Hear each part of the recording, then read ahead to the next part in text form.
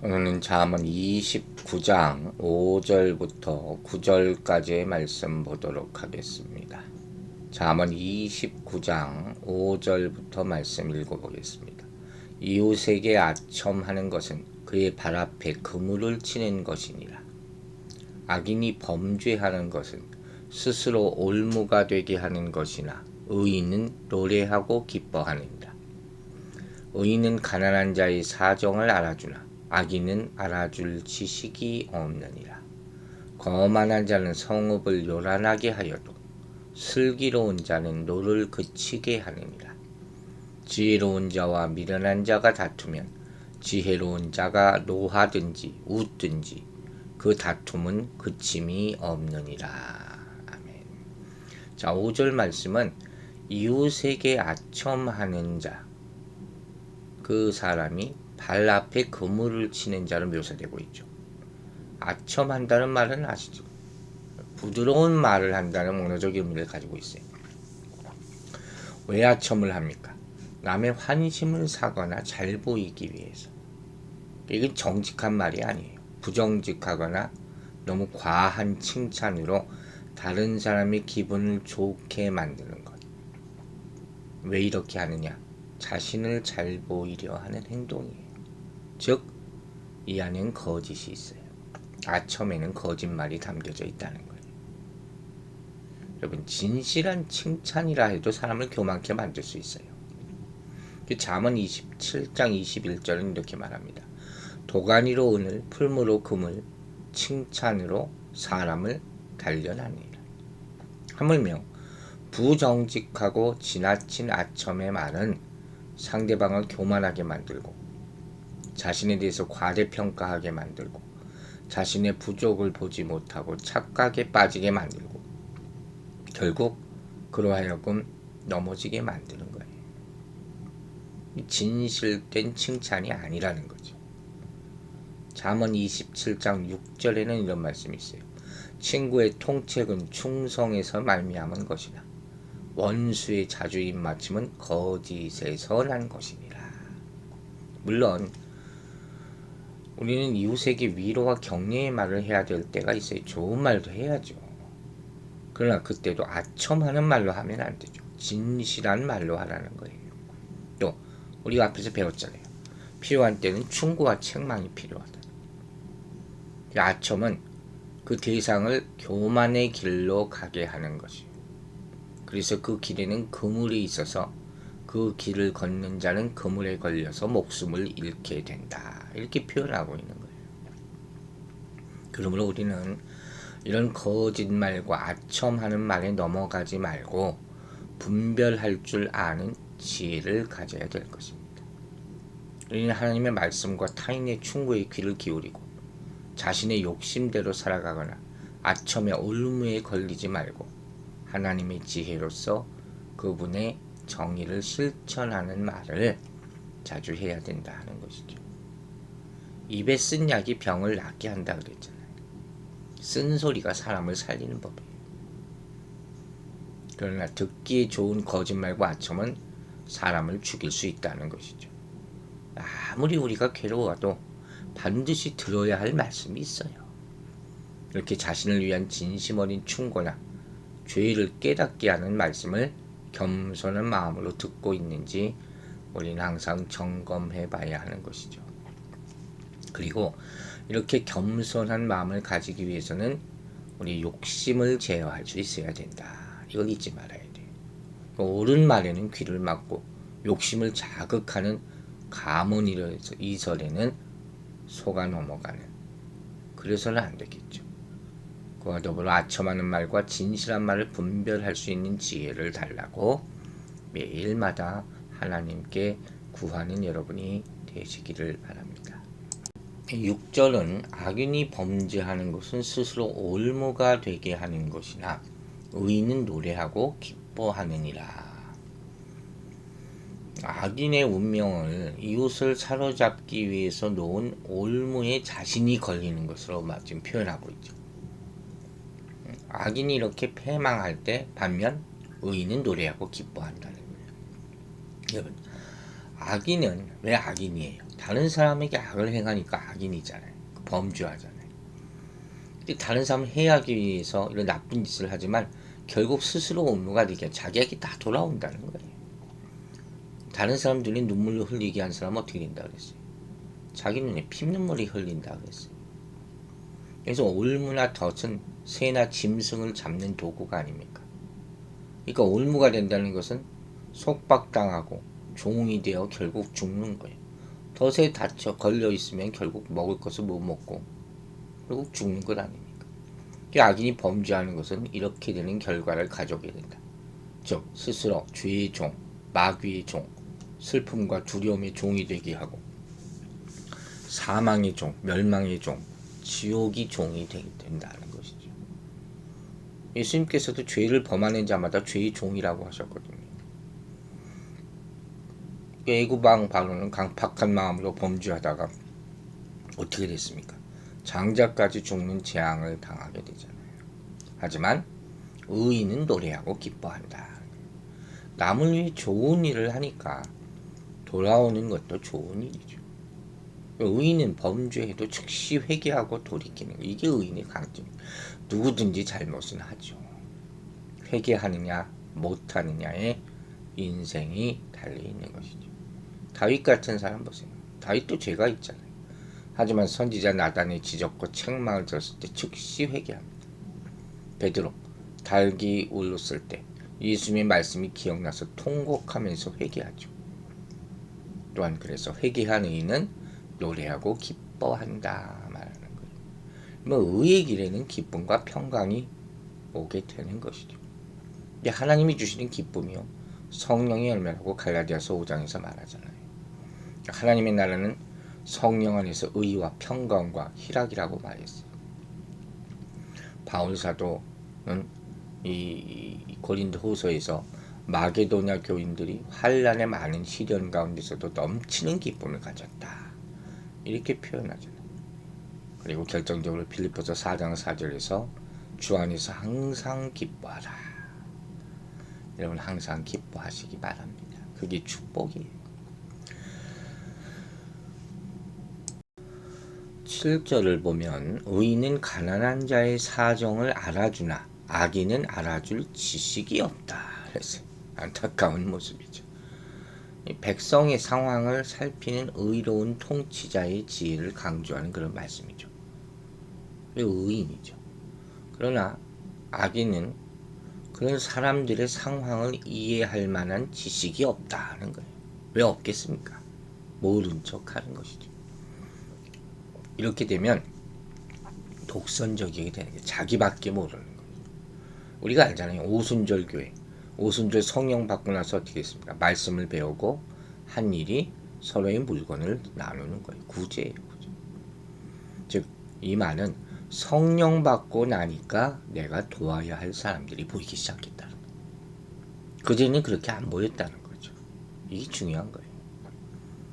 특별히 지혜로운 지도자는 공동체에 속한 모든 사람들, 특별히 가난하고 약한 자들을 배려할 줄 알아야 되는 거예요.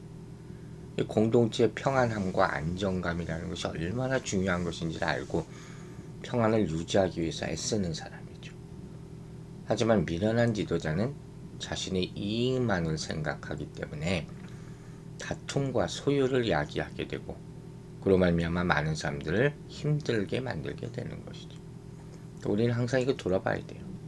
내가 공동체 안에서 평화를 조성하는 사람인지 아니면 자꾸 쓸데없는 얘기를 해서 문제를 야기하는 사람인지 정직하게 점검해 보자는 거예요. 공동체를 세우는 사람은 항상 악한 사람의 입장을 이해하고 그들을 배려하는 사람이에요. 공동체 속에서 어려움을 당하는 이웃을 볼 때 자신의 반응이 어떠했는가 돌아보시기 바랍니다. 공동체 모든 지체들이 존중받고 소외되거나 억울함을 당하는 사람이 없도록 우리는 살피는 눈과 공감하는 마음을 항상 가지고 있어야 된다는 것이죠. 의인은 하나님을 경외하는 것이 기본이에요. 계명대로 사는 자고 또한 하나님의 뜻은 이웃사랑과 구제를 항상 포함하고 있어요.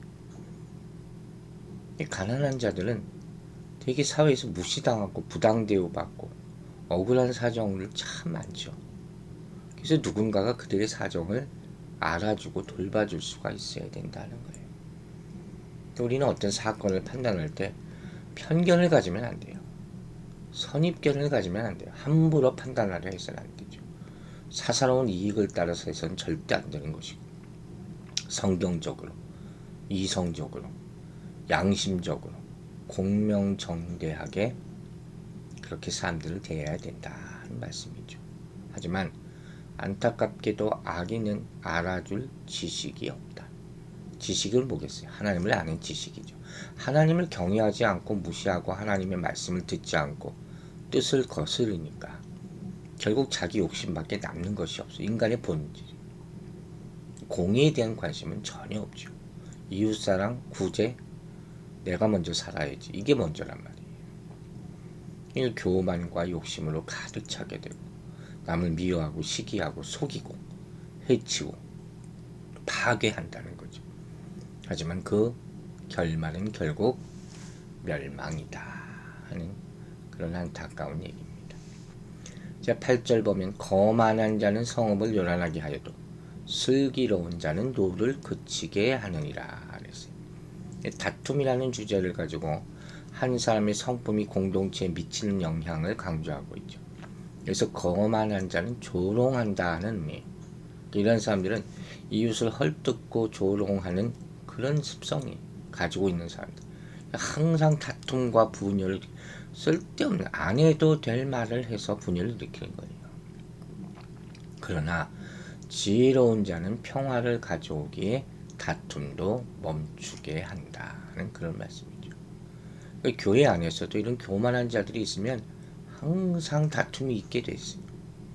무질서하고 혼란스럽게 되는 것이죠. 제자들이 이랬잖아요. 누가 더 크냐? 알고 다투 있을 때 주님께서 뭐라 그랬어요? 섬기는 자가 되라. 빌립보서 2장 3절 보면 아무 일에든지 다툼이나 허영으로 하지 말고 오직 겸손한 마음으로 각각 자기보다 남을 낮게 여기라. 참 이게 힘든 것 같아요. 나보다 남을 낮게 여기는 거. 참 자존심 상하는 일이죠. 그래 그렇게 살라는 거예요. 반면에 어떻게 슬기로운 자는 노를 그치게 한다 그랬어요. 왜? 하나님이 주신 지혜로 사니까. 하나님의 계명을 따라 이웃을 사랑하고 이웃에게 선을 베풀고 악을 행하지 않고 살기 때문에 노를 그치게 할 수밖에 없다는 거예요. 이 사람들의 특징은 바로 온유, 겸손, 오래 참음이에요. 노를 그치게 하는 방법, 분쟁을 그치게 하는 방법, 온유와 겸손과 오래 참음. 꼭 잊지 마시기 바랍니다. 그래서 잠언 15장 18절은 분을 쉽게 내는 자는 다툼을 일으켜도 노하기를 더디하는 자는 시비를 그치게 하느니라. 이렇게 말하고 있어요. 우리는 어떤 일을 할 때 서로 다른 의견을 가질 수 있죠. 항상 그렇죠. 그래서 우리는 회의도 하고 무슨 다수결 원칙, 민주주의 이런 거 만들고 다 그러지 않습니까? 왜 그럽니까? 상대방의 의견을 존중하기 때문이에요. 소수가 또 다수의 의견에 따라줌으로써 질서를 유지하기 위한 방법 가운데 대부분 지혜롭다 할 수 있죠. 그러니까 이걸 유지하기 위해서는 반드시 겸손과 인내와 양보 이게 필요하다는 것이죠. 이스라엘 사사시대에 에브라임 사람들이 기드온이 미디안과 전쟁할 때 자신들을 부르지 않고 크게 다퉜을 때 기드온이 어떻게 합니까? 그들의 역할을 인정하며 겸손히 대답함으로써 노를 품고 전쟁을 막게 되지 않습니까? 이런 지혜가 필요하다는 그런 말씀이에요. 구절을 보면 지혜로운 자와 미련한 자가 다투면 지혜로운 자가 노하든지 웃든지 그 다툼은 그침이 없느니라. 재미로운 말씀, 재밌는 말씀인데 조금 해석하기 애매하기도 합니다. 다툼이라는 주제가 또 나왔죠. 지혜로운 자와 미련한 자가 다툴 때는 특수한 상황이죠. 두 사람이 특정한 일로 소송하는 상황으로도 볼 수도 있죠. 다투라는 단어의 원어적 의미가 판단하다는 거, 법적인 의미거든요. 그렇게 해석할 수 있다는 거예요. 이 개역개정은 후반부의 주어를 지혜로운 자로 보지만 문맥상 미련한 자를 주어로 보는 것이 해석하기가 편해요. 즉 미련한 자는 노하하고 비웃기도 하기에 다툼이 그치지 않고 계속된다. 이것이 적절하다는 거예요. 지혜로운 자가 소송 중에 화를 내거나 비웃는 것이 문맥상 좀 어울리지 않잖아요.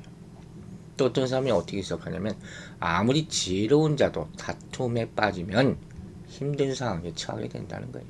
자기 감정 컨트롤하기가 쉽지 않으니까. 기본적으로 우리가 알다시피 지혜로운 사람이란 누굽니까? 하나님 경외하는, 계명대로 거룩하고 의롭고 선하고 진실하게 사는 사람이죠. 반면 미련한 자는 하나님을 무시하고 교만하고 악하고 거짓되게 사는 자예요. 남 미워하고 도적질하고 거짓말하고 탐내는 사람, 이렇게 되지 말아야 할 것입니다. 그래서 지혜로운 자와 미련한 자가 다투면 다툴 일도 없겠지만 미련한 자가 변화서 미련함을 버리고 지혜를 얻기 전에는 그 다툼이 그치지 않게 된다는 거지. 예수님 당시 유대 지도자들의 모습이에요. 예수가 십자가에 못 박혀 죽도록 이를 계획을 하지 않습니다. 거짓 증인을 동원하고 형식적인 재판을 하고 빌라도도 예수가 무죄함을 알았음에도 불구하고 압박하여 예수를 정죄하게 하고 이렇게 그들은 옳고 그른 것을 판단을 하지 않은 거예요. 단지 예수를 죽이려는 결심을 교묘하게 실행에 옮기려 했을 뿐. 이게 미련한 자의 모습이라는 거예요. 다툼이 그칠 수가 없다는 거예요. 우리는 참 지혜로운 모습으로 살아가야 할 줄로 믿습니다. 기도하겠습니다. 아버지 하나님, 오늘 말씀이 우리 세상에서 자주 나타나는 그런 모습입니다. 이웃에게 아첨하는 말로 자기 이득을 보려 하는 그런 감춰진 거짓된 마음을 우리가 갖지 않도록 항상 투명하고 또 진실된 그런 삶을 살게 하여 주시옵소서. 겸손에 대한 말씀 우리가 얼마나 많이 듣습니까? 낮추고 또 낮추고 하나님 앞에서 항상 부족하고 겸손한 마음으로 살아갈 수 있도록 우리가 그러나 듣는 충고에는 귀를 기울이도록 우리의 마음을 다스려 주시옵소서. 우리 악한 일을 정말로 행하지 않게 하여 주시고 악인들의 모습을 잘 분별하여 그 근처에도 가지지 않고 우리 입술로 저지르는 죄를 오늘도 삼갈 수 있도록 주님께서 우리 입술에 파수꾼을 세워주시옵소서. 우리가 항상 슬기롭고 지혜롭게 살기를 원합니다. 그래서 공동체 안에서 다툼과 분쟁을 일으키는 사람이 아니라 항상 화합을 만들어가는 그런 사람으로 하나님의 칭찬받는 공동체의 일원이 될 수 있도록 도와주시옵소서. 오늘 하루 추운 날씨 가운데 우리 성도들 어디 있든지 간에 눈동자와 같이 지켜주시고 영육간에 강건하게 하심으로 말미암아 하나님의 일을 잘 감당하는 축복된 하루 되게 도와주시옵소서. 감사드리며 예수 그리스도의 이름으로 기도했습니다.